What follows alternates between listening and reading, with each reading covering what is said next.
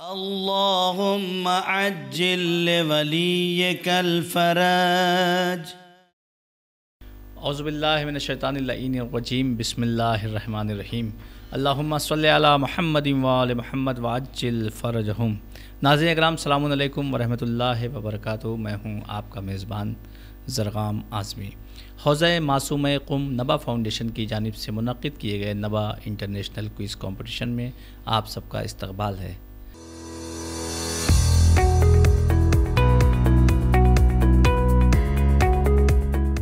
ناظرین، آج پھر ہمارے ساتھ گفتگو کرنے کے لیے اسٹوڈیو میں موجود ہیں حجت الاسلام المسلمین علی جناب مولانا سید عمار حیدر صاحب قبلہ.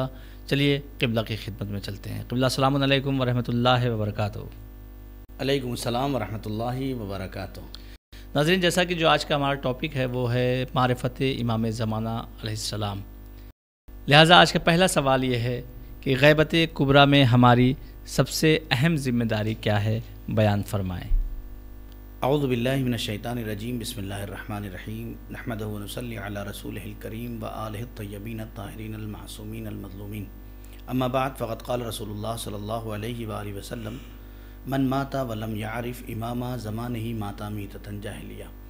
سب سے پہلے اپنے ناظرین کی خدمت میں سلام عرض کرتے ہیں اور دعا کرتے ہیں پروردگار عالم سے کہ اللہ ہم سب کو اپنے وقت کے امام کی معرفت حاصل کرنے کی توفیق عطا فرمائے.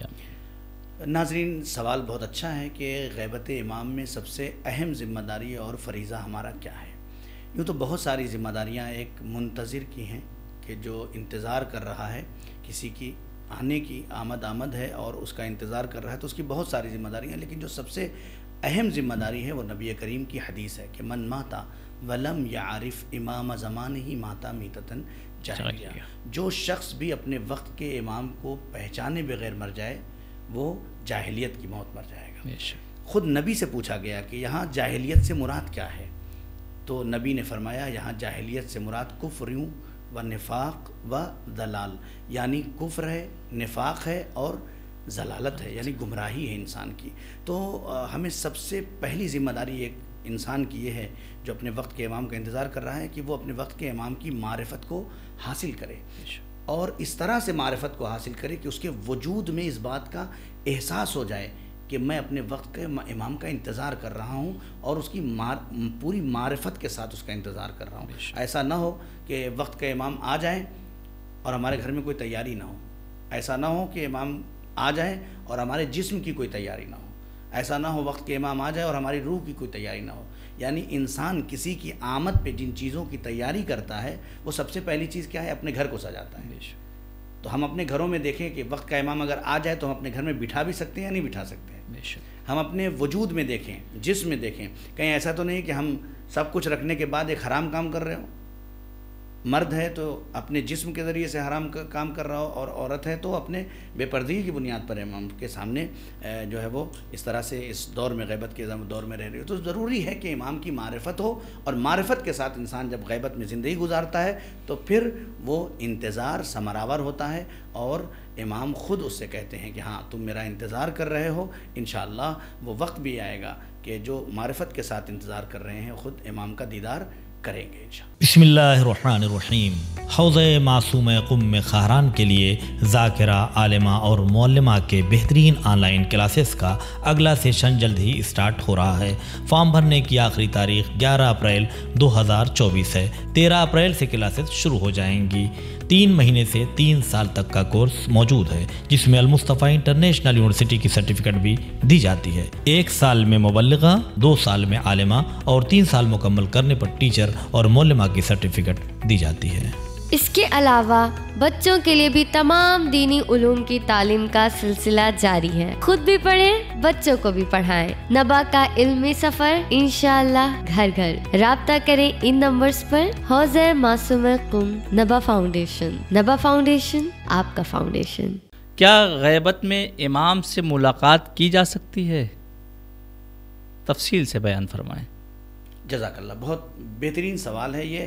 اور نئی نسل جو ہماری ہے وہ یہ سوچتی ہے کہ یہ کسی نئے دانشور، نئے کوئی فلسفی کا سوال ہے، آج کے اس دور کا سوال ہے، اور پریشان ہو جاتے ہیں کہ کیا اس طرح سے کوئی فائدہ پہنچا سکتا ہے؟ ایک غیبت میں رہنے والا انسان، ایک غیبت میں رہنے والی شخصیت کسی کو فائدہ کیسے پہنچا سکتی ہے؟ تو یہ سوال ناظرین کوئی نیا نہیں ہے، یہ بہت پرانا سوال ہے. اگر میں آپ کو بتاؤں تو آپ کو حیرت ہوگی. یہ اتنا پرانا سوال ہے کہ خود نبی کریم صحابہ کی بزم میں جب بیٹھے ہوئے امام حجت، آخری امام جو غیبت میں رہیں گے، ان کے فضائل جب بیان کر رہے تھے تو اس وقت لوگوں نے امام نبی کریم سے سوال کیا تھا کہ یا نبی اللہ، آپ جس آخری زمانے کے امام کی باتیں بتا رہے ہیں، ان کے فضائل بیان کر رہے ہیں، وہ غیبت کی بات کر رہے ہیں، تو کیا غیبت میں رہنے والا لوگوں کو فائدہ پہنچا سکتا ہے؟ تو نبی کریم نے اس وقت کے لوگوں سے فرمایا تھا، کیا فرمایا تھا؟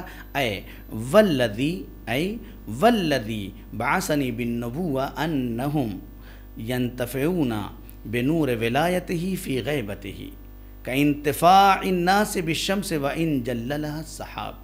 یہ نبی کریم نے اس وقت اپنے صحابہ کے درمیان فرمایا تھا کہ مجھے جس نے مبعوث کیا ہے اس ذات کی قسم کھا کے میں یہ کہتا ہوں کہ جو وقت کا امام غائب ہوگا آخری زمانے میں، وہ لوگوں کو فائدہ پہنچائے گا. کیسے؟ انہم ینتفعون، وہ لوگ فائدہ اٹھائیں گے ان سے. کس طرح سے؟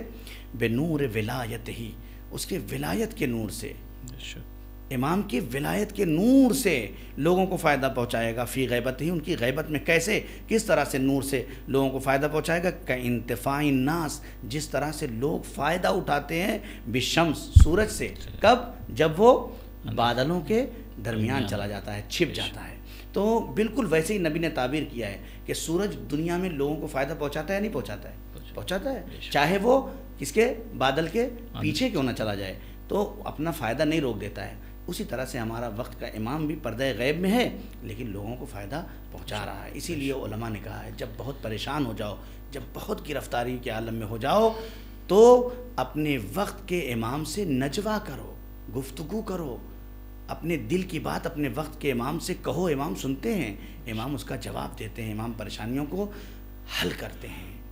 جزاک اللہ. سبحان اللہ. امام سے ملاقات کرنے کا کوئی راستہ موجود ہے؟ اگر کوئی انسان امام زمانہ علیہ الصلاۃ والسلام سے ملاقات کرنا چاہتا ہے تو کیا کوئی ایسا راستہ فراہم ہے؟ بیان فرمائیں.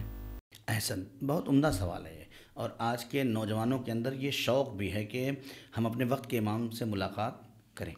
اور اس کا بہترین جواب ہے. بہترین جواب یہ ہے کہ دیکھیے، یوں تو بہت ساری روایتیں ایسی مل جاتی ہیں کہ جس میں منع کیا گیا ہے کہ کوئی یہ دعویٰ کرے کہ ہم اپنے وقت کے امام سے ملاقات کر چکے ہیں یا ابھی کر کے آ رہے ہیں. یہ بالکل سختی سے بہت ساری روایتیں موجود ہیں کہ کوئی یہ دعویٰ کرے اپنی طرف سے. دیکھیے، دو چیزیں ہیں. ایک بار یہ ہے کہ ہم جا کے امام سے ملیں، یہ رابطہ ٹوٹ چکا ہے. جیسے عام دور میں اور اس دور میں یہ تھا کہ امام حاضر ہوتے تھے، لوگ جاتے تھے، اپنے سوال پوچھتے تھے اور آ جاتے تھے. یہ سارے نظام اور سسٹم آمد و رفت کا سلسلہ کیا ہے؟ منقطع کر دیا گیا ہے. تو اب بالکل یوں اس طرح سمجھ لیجئے کہ پردہ ہماری آنکھوں پر پڑا ہوا ہے، امام کی آنکھوں پہ پردہ نہیں پڑا. ہم مجبور ہیں، وہ مجبور نہیں ہے، وہ حجت خدا ہیں. تو ہم کسی طرح سے یہ جا کے نہیں کہہ سکتے کسی سے کہ ہم امام سے ملاقات کر کے آ رہے ہیں. مثلا ایک انسان اگر اس طرح سے ہوتا ہے کہ انسان جاتا کہیں گھوم کے آتا اور کہتا ہے کہ میں تو امام سے ملاقات کر کے آ رہا ہوں، تو یہ دعویٰ غلط ہے. ایسا کوئی دعویٰ کرتا تو مگر یہ کہ ان کا کرم ہو جائے، مگر یہ کہ وہ کسی پہ اپنا رحم کر دیں اور کسی سے ملاقات کر دیں. اور بہت ساری ایسی روایتیں ہمارے پاس موجود ہیں کہ امام حج کے دوران عرفات میں موجود ہوتے ہیں اور لوگ انہیں دیکھتے ہیں لیکن لوگ انہیں نہیں پہچان پاتے ہیں. تو یہ سلسلہ ایسا ہے. بہت سارے علماء کا ایسا بھی واقعات آپ کو ملیں گے کہ امام آئے اور ان کا کوئی مسئلہ حل کر کے چلے گئے، ان کی کوئی مدد کر کے چلے گئے. اس وقت وہ نہیں پہچان پائے کہ یہ ہمارے امام ہیں. بعد میں انہیں یہ احساس ہوا کہ یہ جو بھی تھے یہ ہمارے امام ہیں، چونکہ ایسے وقت میں کوئی اور ہماری مدد و نصرت نہیں کر سکتا ہے. یا مثلا ایک واقعہ بہت مشہور ہے، انار والا، انار کا واقعہ. اس میں بھی میں پورا واقعہ نہیں بیان کرتا، جلدی سے بات ختم کر دوں. انار کے واقعے میں بھی جو ہے واقعہ ملتا ہے کہ جب یہ استغاثہ کر رہے تھے، جا رہے تھے، یا بہت سارے ایسے واقعات ملتے ہیں کہ جس میں اس طرح سے آئے اور آ کے انہوں نے استغاثہ کیا، روئے، گڑ گڑائے امام سے ملاقات کے لیے، چاہے مسئلے کی بنیاد پہ ہو یا ملاقات کی بنیاد پہ ہو. آخر میں امام نے ان کا نام لے کے پکار لیا اور اس کے بعد بات ختم ہو گئی. بعد میں انہیں احساس ہوا کہ یہاں عالم جنگل میں یا پردیس میں یا دوسری جگہ پہ کوئی ایسا نہیں ہے جو مجھے جانتا ہو، مجھے پہچانتا ہو میرے نام سے. کون ہے جو میرے نام اور میرے باپ کے نام سے مجھے پہچان رہا ہے؟ تو ایسی صورت میں اس کو احساس ہوتا ہے کہ امام ہم سے ملاقات کر چکے ہیں. لہٰذا اس کا جواب آسان یہ ہے کہ امام سے ملاقات کا دعویٰ کرنا یہ غلط ہے. یہ الگ بات ہے کہ ادھر سے امام کسی سے ملاقات کر لیں. جزاک اللہ. سبحان اللہ. قبلہ امام غائب ہیں تو کیا کسی کو فائدہ پہنچا سکتے ہیں؟ یعنی کوئی حاجت مند ہے، کوئی ضرورت مند ہے، تو کیا امام کسی کی مدد پہنچا سکتے ہیں یا امام کسی کی مدد کر سکتے ہیں؟ بالکل، یہ بھی ایک بہت اچھا سوال ہے. اور یہ نوجوان جو آج کے یہ نسل ہے، چاہے وہ ہماری خواہران ہوں، عورتیں ہوں اور بچیاں ہوں، یا ادھر سے جوان نسل ہو یا بزرگ ہوں، یہ سب خواہش یہ رکھتے ہیں کہ ہم اپنے وقت کے امام کا دیدار کر لیں. دیکھیں، ایک چیز ہوتی ہے ملاقات کرنا، ایک چیز ہوتی ہے دیدار کرنا. دونوں میں فرق ہے. ایک با معرفت ہم دیکھ کے یہ امام کو کیا کر لیں گے، یہ شوق پیدا کر لینا بڑا آسان ہے کہ ہم اپنے وقت کے امام کو کیا کریں، دیکھ لیں. یا ہر انسان یہ چاہتا ہے اپنے وقت کے امام کو دیکھ لیں. دیکھنا کمال نہیں ہے، با معرفت اپنے امام کو محسوس کرنا. کربلا میں دونوں ہیں، ایک طرف مولا عباس بھی ہے اور ایک طرف شمر بھی ہے. ادھر مولا عباس بھی امام حسین کے قریب ہے، دیدار کر رہا ہے، دیکھ رہے ہیں. ادھر شمر بھی دیکھ رہا ہے، دیدار کر رہا ہے. اتنا قریب امام سے ہے کہ امام کے سینے پہ سوار ہے، لیکن اس کے باوجود بھی معرفت نہیں ہے.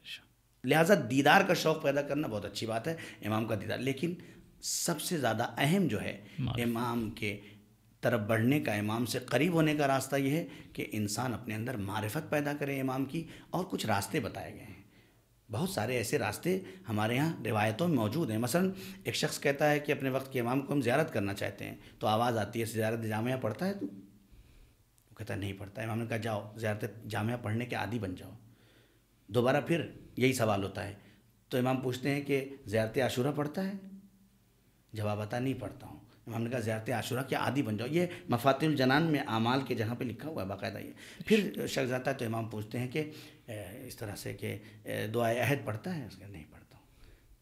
خود علماء نے یہ روایت موجود ہے ہمارے پاس ناظرین کہ اگر کوئی شخص امام کی زیارت کا مشتاق ہو اور 40 دن تک صبح میں نماز صبح کے بعد دعائے عہد کی تلاوت کر لیتا ہے، تو اگر وہ اس دنیا سے امام کی زیارت کیے بغیر اٹھ بھی جائے، مر بھی جائے اور دفن کر دیا جائے، تو خداوند عالم ظہور کے بعد اس شخص کو زندہ کرے گا اور اسے امام کی زیارت نصیب فرمائے گا. اور بھی روایت میں موجود ہے ہمارے پاس کہ جو شخص بھی امام کی زیارت کرنا چاہتا ہے یا کسی نبی یا پیغمبر کی زیارت کرنا چاہتا ہے، سورہ شمس ہے، سورہ کافرون ہے، سورہ ضحیٰ ہے، یہ 4 5 6 سورے ہیں جس کو انسان اگر مستقل اس نیت سے پڑھے کہ میں اپنے وقت کے امام کی زیارت کرنا چاہتا ہوں، تو خداوند عالم ان تمام اورات کے صدقے میں خداوند عالم اس شخص کو امام کی زیارت نصیب فرمائے گا.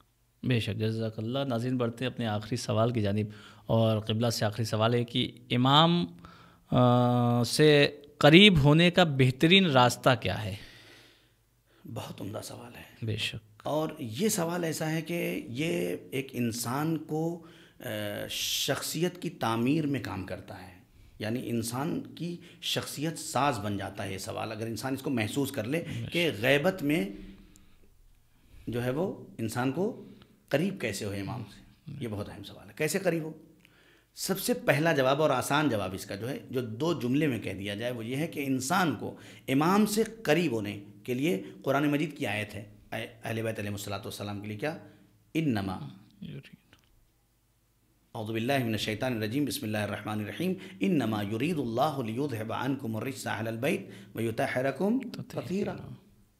ٹھیک ہے، رجس اہل بیت کے قریب نہیں پہنچ سکتا. آسان سا جواب کیا ہے کہ انسان اگر امام سے قریب ہونے کا دعویٰ کر رہا ہے تو سب سے پہلے وہ یہ دیکھے کہ ہمارے وجود میں کوئی رجس تو نہیں ہے، کوئی کثافت تو نہیں، کوئی گندگی تو نہیں ہے.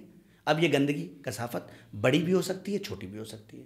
یعنی گناہ کبیرہ کی شکل میں بھی ہو سکتی ہے، گناہ صغیرہ کی بھی شکل میں ہو سکتی ہے. یعنی سب سے پہلا عمل امام کی طرف قدم بڑھانے سے پہلے یہ سوچنا ہے، ہمیں دیکھنا ہے کہ کہیں ایسا تو نہیں ہے کہ ہمارے عمل میں حرام شامل ہو. ہم اپنے آپ کو حرام سے بچائیں اور واجبات کی ادائیگی، یعنی ادھر سے رکیں اور ادھر سے آگے بڑھیں، تب امام خود بخود اسے کیا کریں گے؟ قریب کر لیں گے اپنے. یعنی انسان اس نیت سے کم ایک جوان اس نیت سے آج سے یہ عہد کر لے کہ ہم اپنے وقت کے امام کے قریب ہونا چاہتے ہیں. آج سے ہم کوئی حرام انجام نہیں دیں گے، آج سے ہم کوئی واجب چھوٹنے نہیں دیں گے. یہ پہلا مرحلہ ہے، یعنی قریب ہونے کا پہلا مرحلہ ہے کہ انسان حرام اور واجب یہ دونوں کو اپنے ہاتھ میں لے لے، حرام کو چھوڑ دے اور واجب کو لے لے، انجام دینے کی عہد کر لے، اپنے وقت کے امام سے عہد کر لے۔ یہ بہت اہم مرحلہ ہے، اپنے وقت کے امام سے یہ عہد کرے کہ آج سے میں کوئی واجب چھوٹنے نہیں دوں گا۔ جب یہ مرحلہ ہو جائے گا، انسان واجبات کی ادائیگی کی طرف قدم بڑھا دے گا اور حرام سے اپنے آپ کو بچانے لگے گا، تو پھر چھوٹے گناہ کی طرف اس کے قدم خود بخود کیا ہو جائے گا، نہیں بڑھیں گے، یعنی وہ مکروہات سے بھی اپنے آپ کو بچانے لگے گا اور مستحبات کو پھر چھوڑنے نہیں پائے گا، یعنی نمائشوں کا بھی قضا نہیں کرے گا وہ، پھر اس کے قدم خود بخود امام کی طرف بڑھنے کے لیے بے چین ہوں گے، یعنی اذان ہوگی تو اس کو کہنا نہیں پڑے گا کہ تم نماز پڑھنا نہیں، اس کے پاؤں خود بخود مچل جائیں گے۔ کیوں؟ اس لیے کہ میرے وقت کا امام اس وقت مصلی عبادت پہ ہے، مجھے اس سے قریب ہونا ہے۔ یہ ہے مرحلہ۔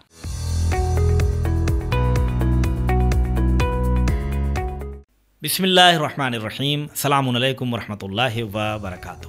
ادارے کی ہیلپ کیسے اور کیوں کریں؟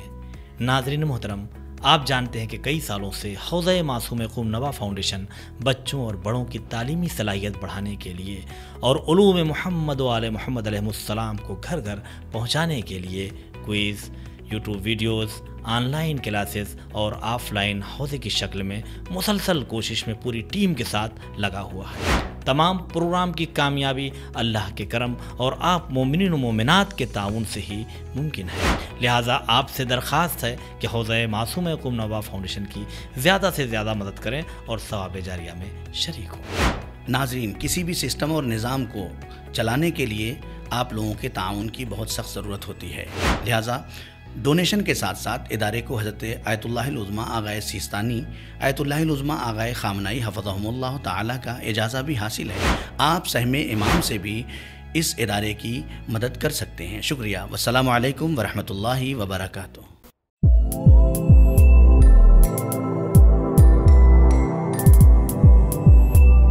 ناظرین، بڑھتے اپنے آخری سوال کی جانب، اور قبلہ سے آخری سوال ہے کہ امام سے قریب ہونے کا بہترین ذریعہ یا بہترین راستہ کیا ہے؟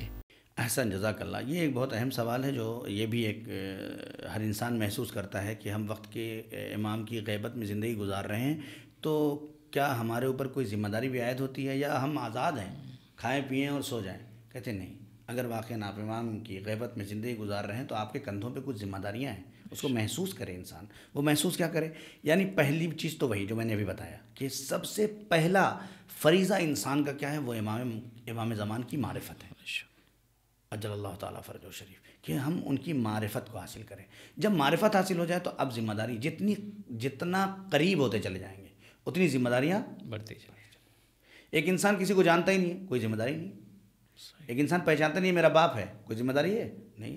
جیسے ہی آپ نے پہچان لیا کہ یہ میرے باپ ہیں، اب شریعت آپ سے کیا کہتی ہے؟ ان کا احترام کرو، ان کے سامنے نہ بولو، ان کے سامنے بلند آواز میں ان کے آگے نہ چلو، ان کا خیال رکھو، یعنی بہت ساری ذمہ داریاں آپ کے اوپر عائد ہو جاتی ہیں۔ ویسے ہی امام ہے، جب تک معرفت نہیں ہے آرام سے آپ لوگ، لیکن جب معرفت آ گئی تو اب آپ کی ذمہ داریاں بڑھ جاتی ہیں۔ کیا ذمہ داری ہے؟ پہلی ذمہ داری یہ ہے کہ انسان ہر لمحے کہیں بھی ہو، مولانا ہے، ڈاکٹر ہے، انجینئر ہے، کہیں بھی ہو، جہاں بھی بیٹھا ہو، اس جگہ سے امام کے ظہور کا زمینہ فراہم کرنے کے لیے تیاری کرے۔ یعنی اس سے جو ہو سکتا ہے وہ اپنے آفس میں بیٹھا ہوا، دو لوگ وہاں پہ ہیں جو امام کو نہیں جانتے، اس کا پہلا فریضہ ہے کہ ان دونوں کو امام کی معرفت حاصل کریں۔ ڈاکٹر ہے، وہ اپنے سسٹم میں یہ بتائے کہ بھائی جو پوری دنیا کو نجات دینے والا ہے وہ ہمارا امام ہے، جو پوری دنیا کو اس مشکل سے نکالنے والا ہے وہ کوئی اور نہیں ہے۔ دنیا میں بہت سارے لوگ ہیں لیکن کوئی کسی کو مشکل سے نکال نہیں سکتا، وہ صرف جو منجی عالم بشریت ہے وہ ہمارا امام۔ اس طرح کے جملوں سے یہ پہلا فریضہ ہے کہ امام کی معرفت لوگوں میں بڑھائے۔ دوسرا ہے کہ انسان اگر مالدار ہے، اللہ نے اسے دے رکھا ہے، تو وہ امام کے ظہور کے زمینے میں خرچ کرے۔ مالی تعاون، یعنی ذاتی تعاون تھا وہ کہ انسان اپنے جسم سے یہ کر سکتا ہے امام کے لیے، یہ مالی تعاون ہے، یعنی انسان اپنے مال کو اتنا پاک و پاکیزہ بنا لے کہ وہ امام کی راہ میں خرچ ہو جائے۔ بہت بڑا مرحلہ ہے یہ، یعنی ہر مال امام کی راہ میں خرچ نہیں ہو سکتا ہے۔ بہت بڑا جگر چاہیے اس کے لیے۔ کس کا جگر چاہیے؟ دعا کرنا چاہیے۔ اللہ اگر ہم کو مال دے، ناظرین، اللہ ہم کو بہت دعا کرنا چاہیے کہ ہمیں اللہ خوب مالا مال کر دے۔ کہیں کوئی روایت منع نہیں کرتے کہ آپ اپنے رزق کے لیے دعا نہ کریں، بہت اللہ سے دعا کریں، جتنا چاہے اتنا دیں، جتنا بھی مال مانگے اللہ عطا کرے اس کی دعا کریں، لیکن یہ بھی ساتھ میں دعا کریں کہ اللہ جتنا بھی مال دے لیکن دل خدیجہ والا دے دے۔ بے شک سبحان اللہ۔ اگر یہ دل ہو جائے خدیجہ والا تو پھر انسان رائے خدا میں دینے سے گریز نہیں کرتا ہے۔ تیسرا مرحلہ ہے کہ اپنے دینی بھائیوں کی مدد کرے، یہ بھی ایک مرحلہ ہے۔ اب یہاں مدد کا مسئلہ جیسے ہی آتا ہے لوگ سمجھتے ہیں پیسہ دینا ہے، نہیں، ایک انسان کو تھوڑی دیر بیٹھ کے اس کے دل و دماغ سے اس کی مشکلات کو نکال کے اس کے لبوں پہ تبسم لانا، یہ خود مدد ہے، بے شک یہ بہت بڑی مدد ہے۔ ایک انسان کی چھوٹی سی مدد کر دیں آپ، یعنی ذہن میں انسان کے یہ ہونا چاہیے کہ جتنے بھی غیبت میں امام کے منتظر ہیں وہ ہمارے بھائی ہیں۔ تو نتیجہ کیا ہوگا؟ ہر انسان اگر یہ سوچ لے نتیجہ کیا ہوگا؟ ایک دوسرے سے کینہ ختم ہو جائے گا، ایک دوسرے کی غیبت ختم ہو جائے گی، ایک دوسرے کے فساد، لڑائی جھگڑا، یہ وہ جتنا ہے سب کیا ہے، جب سمجھ لے گا یہ میرا بھائی ہے تو انسان پازیٹیو سوچنا شروع کر دے گا، نگیٹو سوچ اس کی کیا ہو جائے گی، ختم ہو جائے گی۔ معاشرے میں امام زمانہ کے سارے کیا ہو جائیں گے، منتظر ہو جائیں گے اور بامعرفت منتظر ہو جائیں گے۔ دوسری ذمہ داری، تیسری ذمہ داری کیا ہے؟ چوتھی ذمہ داری ہے۔ چوتھی ذمہ داری یہ ہے کہ معاشرے کو اچھا بنائیں۔ ناظرین یہ بہت اہم سوال ہے۔ ایک انسان اپنے گھر کے اندر کیا کرتا ہے، کسی سے کوئی مطلب نہیں، نہ کوئی روکنا، شریعت بھی نہیں کہتی کہ آپ جا کے اس کو زبردستی پکڑ کے روکیے، لیکن ایک انسان اپنے معاشرے میں فساد پھیلا رہا ہے۔ شراب پینے والا گھر سے باہر نکل کے بوتل لے کے شراب پی رہا ہے، آپ کہتے اسلام کہتا ہے اس کو روکو۔ اسی طرح سے غیبت کرنے والا گھوم گھوم کے غیبت، دروازے چائے پی پی کے غیبت کر رہا ہے، اسلام کہتا ہے اس کو روکو، یہ فساد ہے۔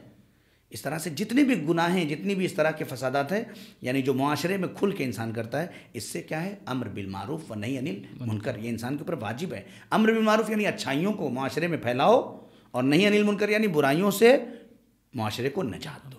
یہ ایک منتظر، حقیقی منتظر کی علامت اور نشانی میں سے۔ یوں تو بہت ساری جو ذمہ داریاں ہیں وہ یہ ہیں۔ ایک ذمہ داری اور بیان کر دوں کہ تاکہ یہ ناظرین جو ہے وہ محسوس کریں کہ آخر وقت میں امام کی ذمہ داری کیا ہو سکتی ہے، امام کے چاہنے والوں کی ذمہ داری کیا ہو سکتی ہے، وہ جو ہے وہ امام کے لیے دعا کرنا۔ بہت زیادہ روایتوں میں موجود ہے کہ آخر وقت میں ایک ذمہ داری چاہنے والوں کی جو ہے وہ یہ ہے کہ خود معصوم فرماتے ہیں کہ یہ ہماری غیبت میں، امام کی غیبت میں جو ہے وہ اس دعا کے ذریعے سے امام کو یاد کرو کہ بسم اللہ الرحمن الرحیم، اللہم عرفنی نفسک فإن لم تعرفنی نفسک لم اعرف نبیک۔